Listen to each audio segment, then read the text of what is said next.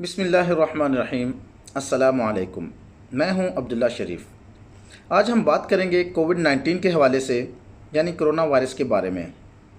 वैसे तो आप कोरोना के बारे में बहुत से डॉक्टर्स और ऑफिशियल से बहुत कुछ सुन चुके होंगे, लेकिन मैं आज मुखातब हूं अपने रूरल एरिया के लोगों से, जहां हमारे बहुत से सादा लोग भी पाए जाते हैं, जो बहुत माइनर बातों को हवा भी बना देते हैं और बहुत सीरियस इश्यूज़ को घास भी नहीं डालते, यानी कोई अहमियत नहीं देते।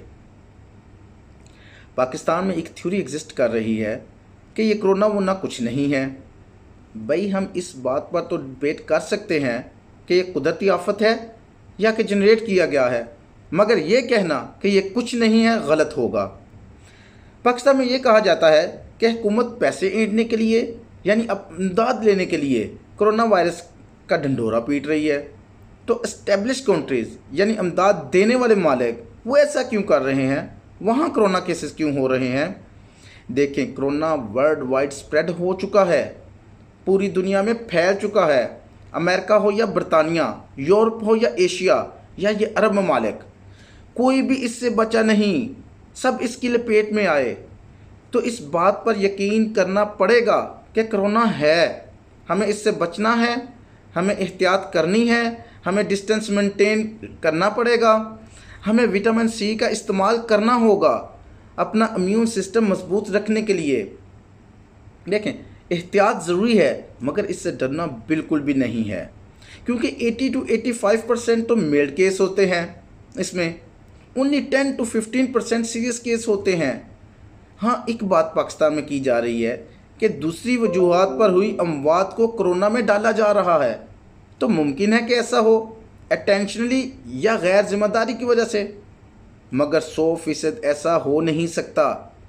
और दूसरी बात, बहुत से लोग जो हुकूमत पर तनकीद करते हैं कि हुकूमत ने लापरवाही बरती, तो भाई अगर हुकूमत आप पर सख्ती करती तो भी आपने हुकूमत को बुरा भला ही कहना था।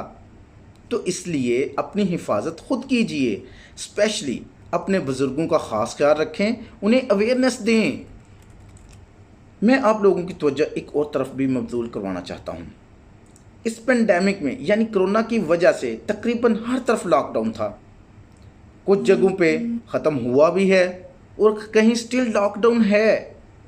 वैसे तो तकरीबन हर तबका इससे अफेक्ट हुआ है, लेकिन बहुत से ऐसे लोग भी हैं जिनका ज़रिए आमदन रोज़ाना की बुनियाद पर है। तो ऐसे में उनके घर का चूल्हा बड़ी मुश्किल से चल रहा होगा।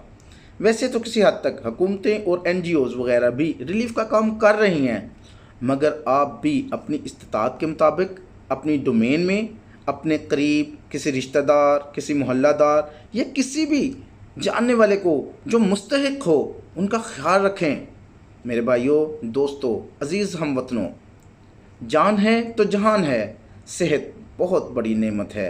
अपना और अपने अहलो याल, इर्द गिर्द सबका ख्याल रखें। अल्लाह आपका हामी और नासिर हो।